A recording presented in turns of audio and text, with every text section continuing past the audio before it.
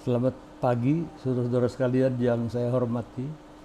Kita akan memulai kuliah kita, pertemuan kita ini sekitar 5 menit lagi. Jadi saya minta pada saudara sekalian ya, supaya saudara-saudara bisa meng-on-kan kamera ini. Ya. Jadi kita akan mulai 5 menit lagi. Semua peserta diminta meng-on-kan kamera supaya kelihatan wajah-wajah saudara-saudara. Ya, kita lihat sekarang pada konten manajemen pemasaran internasional.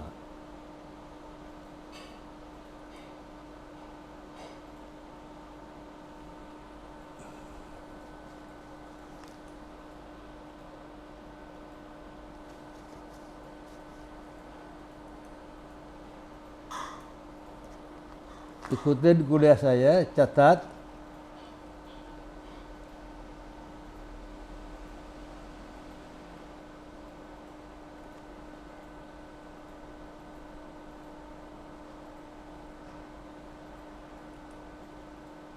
Kita akan lihat global pricing. Ya. Saya minta saudara catat. Bahkan saya sediakan juga di YouTube, ya, kuliah-kuliah saya direkam masuk di YouTube. Wiryawan Education. Tidak bakal ada keinginan untuk menjadi YouTuber, bukan. Saya udah terlalu tua untuk jadi YouTuber dan ini mata kuliah wajib. Ya, jadi hanya untuk membantu saudara-saudara kalau terlambat atau kalau bicara tidak sempurna. Saudara bisa lihat nanti di YouTube ada mengenai kuliah global pricing, pasti ada. Ya, kalau saudara misalnya ketinggalan catatan, kurang mencatat, saudara bisa lihat di sini. Dan jangan lupa nanti dari apa yang saya sampaikan secara lisan ini akan saya gunakan sebagai bahan UAS 30-40%. Jadi saya minta saudara lebih banyak mencatat. Jangan lupa itu. Kita bicara mengenai global pricing. Kalau kita bicara pricing sebagai pembukaan, sebenarnya ada faktor internal dan faktor eksternal yang akan saya jelaskan lebih lanjut. Apa itu faktor internal? Ya, nanti kita lihat di sini. Pertama-tama adalah pricing basic. Ya, pricing basic, dasar dari pricing.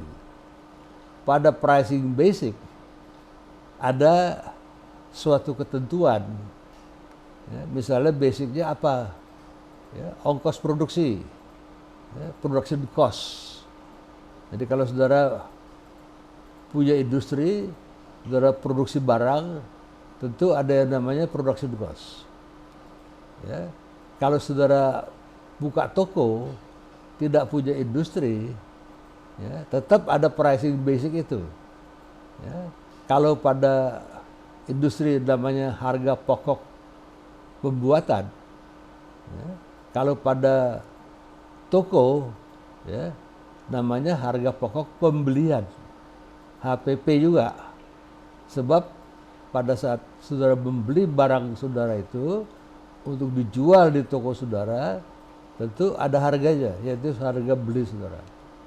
Ya, itu namanya COS dalam bahasa resminya, cost, ya, of sales, ya, harga pokok pembelian. Kalau misalnya saudara punya pabrik, industri, saudara bikin barang itu, namanya COGS, cost of goods sold. Ya, itu harga pokok pembuatan. Jadi ini adalah pricing basic ini. Kalau saudara production cost saudara 100, misalnya, saudara tidak mungkin menjual 100 lagi. Ya, apalagi di bawah 100. Nah, itu merupakan basic pricing. Ya, 100 rupiah, 100 dolar, itu adalah basic pricing. Sebab kalau saudara jual pada saat, ya, dengan harga 100 dolar, 100 rupiah, ya, 100 ringgit dan sebagainya, apalagi di bawah 100, 95, 90, pasti saudara akan mengalami kerugian. Ya, itu adalah pricing basic, dasar dari harga. Nah, setelah itu pricing basic bukan satu-satunya ukuran secara internal.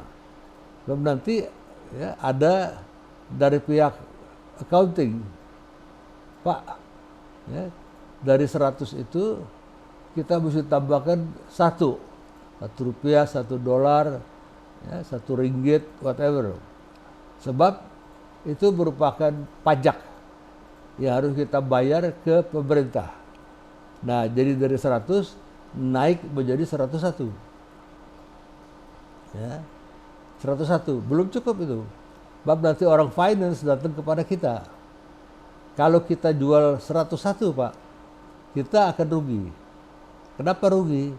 Karena bagian dari permodalan kita, equity kita, ekuitas kita tidak sepenuhnya adalah modal dari si pemilik. Ya, equity kita tidak semuanya merupakan ya, equity dari investor. Sebagian dari modal kita itu ada equity, ada bagian dari loan. Apa itu loan? Loan itu ialah kredit yang kita peroleh dari perbankan. Misalnya, ya, porsinya adalah 70% ekuitas, equity, nilai saham kita, 30% adalah loan atau pinjaman. Nah, porsi dari loan atau pinjaman ini ada bunga, mesti kita bayar. Ya, sedangkan porsi dari ekuitas tidak ada bunga. Tetapi karena kita semuanya tidak berdasarkan ekuitas, ada loan ya, 70 ekuitas, kemudian loannya 30%. Nah, 30% itu kita mesti bayar bunga.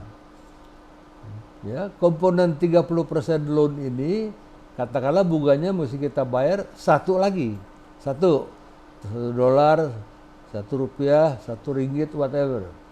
Jadi kita sudah punya 100, ya, modal kita, harga pokok penjualan, cost of goods sold, cost of sales, ditambah dengan satu lagi untuk pajak, ditambah satu lagi untuk loan ya, atau rente atau ya, artinya bunga yang mesti kita bayar atas komposisi dari loan tadi. Jadi sudah 102. Ya. Cukup, tidak cukup lagi. Karena nanti orang-orang ya, finance juga akan datang kepada kita. Pak, enggak cukup. Ya, karena kalau kita bicara tadi yang Rp100 atau $100, itu adalah cost of goods sold, biaya-biaya yang ada di pabrik. Biaya buruh, ya, biaya-biaya overhead, ya, dan sebagainya. Nah, itu termasuk biaya pabrik. Nah, sekarang di kantor ini, di luar pabrik, ada biaya lain, Pak. Biaya apa? Misalnya biaya general manager. Ya, general manager tidak masuk biaya pabrik, tidak masuk 100 itu. Ya, overhead tadi ya, adalah di pabrik. Ya, terus juga fix juga di pabrik. Ya, yang di kantor ini lain lagi perhitungannya. General manager, presiden direktur, direktur pemasaran, ya, direktur penjualan, ya, direktur keuangan, itu kan mesti dibayar gajinya.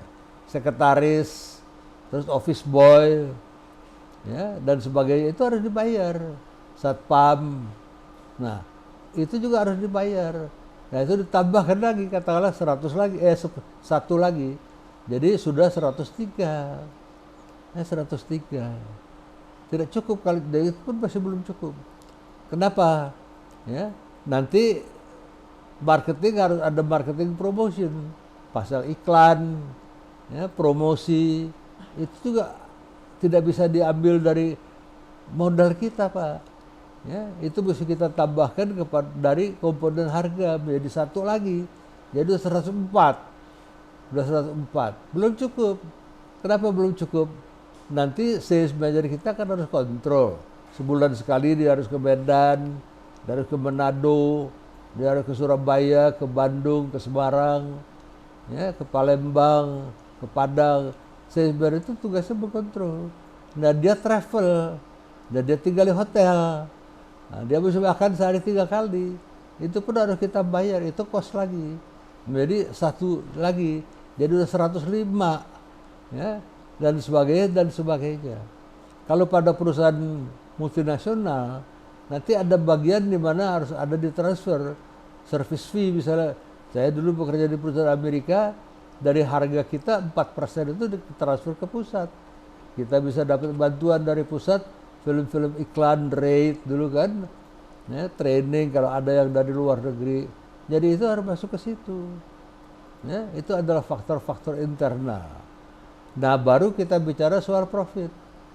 Akhir-akhirnya kita mungkin harus menjual 106, ya, supaya kita profitable. Itu faktor-faktor internal yang menekan kepada, ya, artinya pricing. Sebab faktor-faktor atau cost-cost tadi itu mesti diaplikasikan, ditambahkan kepada price. Kalau tidak tambah kepada price, siapa yang mesti bayar? Pada hakikatnya promosi, iklan, dan lain-lain itu, travel cost dan sebagainya, itu dibiayai oleh para konsumen yang membeli produk kita. Bagaimana cara mereka bayarnya? Ketika mereka membeli barang kita, katakanlah 110, nah itu sudah termasuk komponen dari biaya produksi kita, modal kita, ditambah dengan cost plus profit. Itu faktor internal. Sampai di sini apakah jelas? Saya kasih waktu 2 menit. Tolong dicatat loh. Kalau nggak catat saya tanyakan, nggak bisa jawab nanti.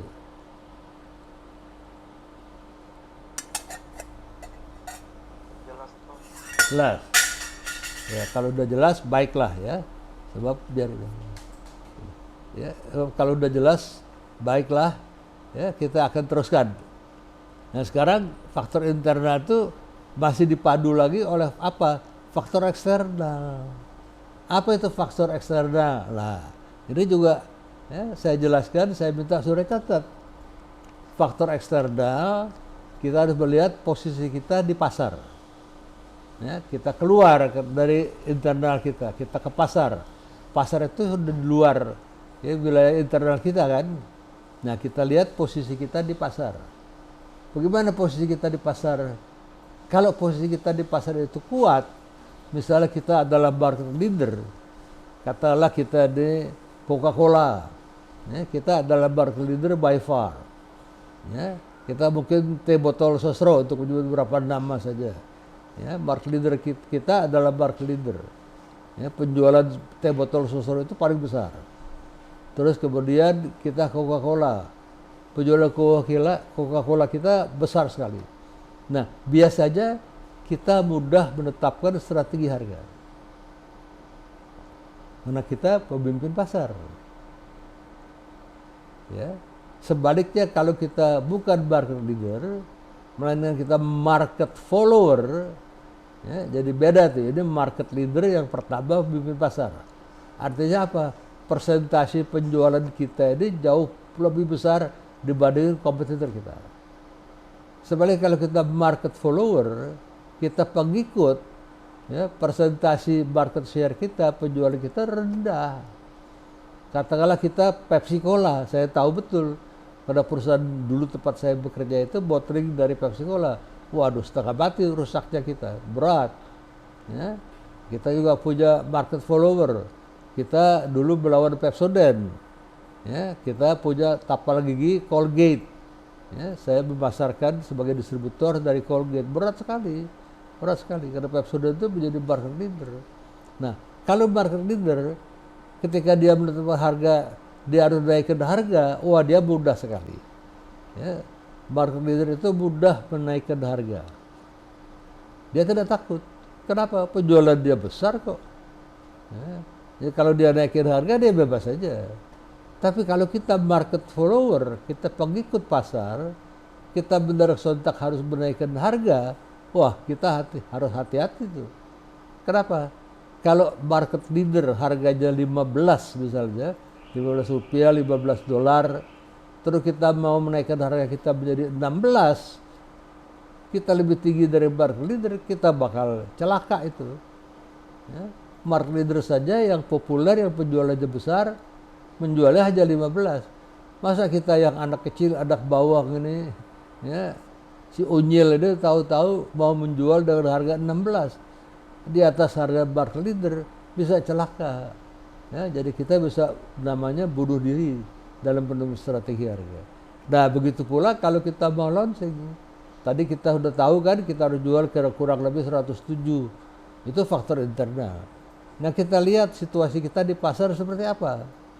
Kalau di pasar, ya kita adalah market follower, nah sedangkan market leader menjual dengan harga 100 misalnya 6, apalagi 105, kita mau menjual atau 107, nah kita akan sulit.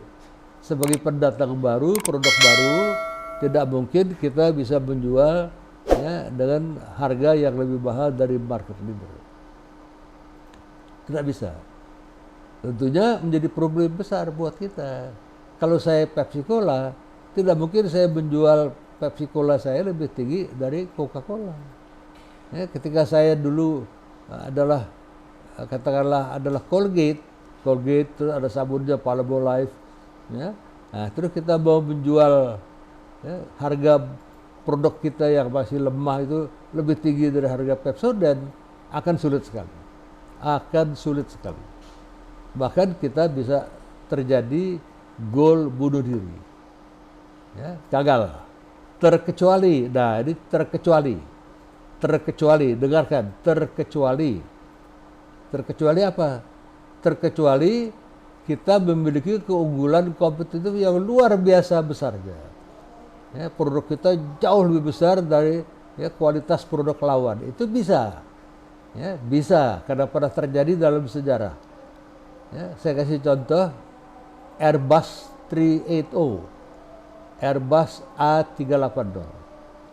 Waktu itu jawara pasarnya adalah Boeing 747. Boeing 747. Ketika saya masih sangat sering travel, ya kira-kira 15 tahun saya travel dulu ke dunia internasional hampir tiap bulan. Saya ngalami dari Boeing 747 yang 200, ya, namanya Pan Am. Saya naik singkat sekali dari Hong Kong ya, ke Bangkok. Nah itu saya kira tahun 73. Nah, Boeing 747 di launching mulai tahun 1969. Saya tahun 73 sudah naik Boeing 747. Belakangan saya menjadi Vice President International Division dan Export Director dari Mentras Borsube Susumeda Group. Hampir tiap bulan saya travel. Saya bisa ke Amerika, ke Eropa, ke Jepang. Ya, kalau Singapura, Hong Kong itu sudah, ya artinya sudah halaman saya lah. Saya bisa berangkat ke Hong Kong, apalagi Singapura, dalam waktu singkat. Bisa saya ke Singapura pergi pagi, pulang malam-malam saya udah pulang. Tapi kalau ke Amerika, Eropa itu rata-rata sebulan sekali. Nah itu saya mulai naik Boeing 747 itu. Dari Boeing 747 300, ya, nah itu masih namanya big top. Terus Boeing 747 400, artinya lebih panjang lagi, daya angkut penumpangnya lebih banyak lagi, ya, namanya megatop. Nah mereka itu jadi jawara pasar dari tahun 69 ketika boleh di launching sampai tahun 2007. Jadi bayangkan berapa puluh tahun, saya kira 41 tahun mereka menjadi juara pasar. Monopoli tidak apa-apa karena itu bukan artificial, ya, tapi mereka menang di pasar. Mereka menyingkirkan misalnya ya, ada Douglas DC-10 ya, bermesin 3, ya, itu DC-10 hilang, kalah bersaing. Terus ada dari Lockheed Corporation L1011, itu biasa yang banyak pakai adalah Cathay Pacific. Itu pun mesin 3. Kenapa mesin 3? Dulu ada peraturan dari FAA, ya, dari Amerika, Federal, ya, Airway Authorization, bahwa kalau pesawat menerbangin Atlantik atau menerbangin Samudra Pasifik harus mesinnya lebih dari 2. Jadi kalau mesinnya 2 tidak bisa menyeberangi Atlantik. Ketika itu teknologi mesin masih sangat terkebelakang. Makanya muncul mesin pesawat bermesin 3. Ya, DC-10 itu 3. Saya sering naik, Garuda punya banyak itu. Terus juga atau Lockheed 1011 3 juga. Nah yang tiga-tiga ini akhirnya kalah bersaing. Boeing ya, artinya mencaplok Douglas, ya, McDonnell Douglas, karena McDonnell Douglas diakuisisi menjadi bagian dari Boeing, sedangkan Lockheed Electra itu konsentrasi tidak lagi di pesawat penumpang, melainkan di pesawat pemburu. Kalau saudara lihat pesawat-pesawat F, sekarang F-35, Fighter 35, itu semuanya adalah pesawat-pesawat Lockheed. Ya, saudara lihat F-15, F-16 yang kita masih punya, terus sampai sekarang F-35. F-35 kita belum bisa beli. Ya, semuanya fighter itu, pemburu-pemburu, jet-jet pemburu itu semuanya dibuat oleh Lockheed. Ya, Lockheed juga konsentrasi di peluru kendali, tapi tidak dalam pembuatan pesawat. Nah, disitulah juaranya ada 747. Tahu-tahu harganya kurang lebih 70 juta dolar satu. Terus tahu-tahu keluar pendatang baru, Airbus 380. Nah, ini mulai diserahkan kepada Singapore Airlines pertama kali tahun 2007. Jadi dominasi Boeing 747 tergusur oleh Airbus 380. Harganya sekitar satu pesawat 300 juta. Ya, kira-kira 4 kali lebih tinggi harganya daripada jawara pasar, yaitu Boeing 747. Kok bisa? Nah, itulah saya katakan tadi. Keunggulannya harus luar biasa.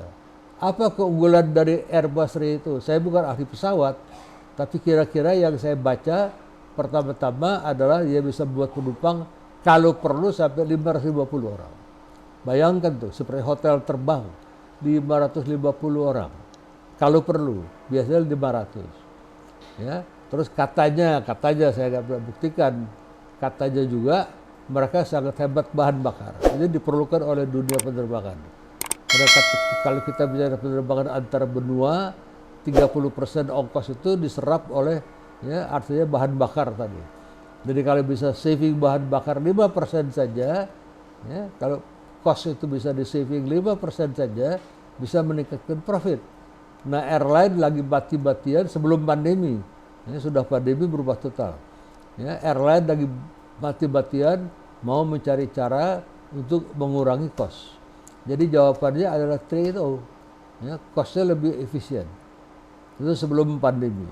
Jadi walaupun harganya 300 juta, ya, Singapore Airlines langsung pesan 100 pesawat. 30 miliar dolar. Nah, dia beli itu. Nah, inilah bagaimana, ya, caranya seorang atau sebuah barang baru, ya, bukan market leader kan dia baru, ya, bisa mengalahkan market leader yang sudah lama, yaitu sudah 41 tahun, berupa Boeing 747. Belakangan Boeing 747 hilang, nggak ada lagi yang mau beli tanggung. 400, ya kita beli aja. Airbus 380 bisa 500, bisa 550 kalau perlu. Nah, makanya SQ beli, Etihad Airways beli, Emirates beli, terus juga British Airways beli, Qantas juga beli. Jadi rebutan beli itu. Tetapi ketika pandemi, Airbus 380 juga ambruk juga. Kenapa ambruk? Dia sekali berangkat bisa 500 orang. Yang travel itu berkurang karena pandemi, jauh berkurang. Hingga akhirnya kita lihat Airbus 380 itu kecuali Emirates dan Etihad, ya, yang KLM dan yang dari Perancis itu Air France, ya, juga dari British Airways, juga Qantas sudah tidak diterbangkan lagi, di grounded karena tidak ada, ya, ratusan orang yang mau berangkat. Jadi Airbus itu juga nasibnya mendadak sekarang menjadi suram karena pandemi itu. Ya, jadi artinya apa? Kita hanya bisa menjual lebih tinggi dari harga kompetitor kita yang sekaligus market leader kalau kita punya keunggulan kompetitif. Di sini dulu, ya, saya minta waktu 5 menit